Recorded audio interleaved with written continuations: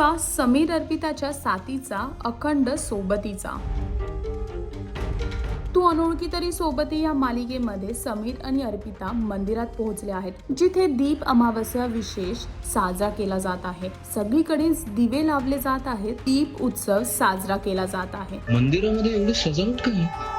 आज दीप अमावस्या आहे ना. आणि तिथेच आता ह्या दोघांनी सुद्धा मिळून एकत्र दिवे लावले आहेत.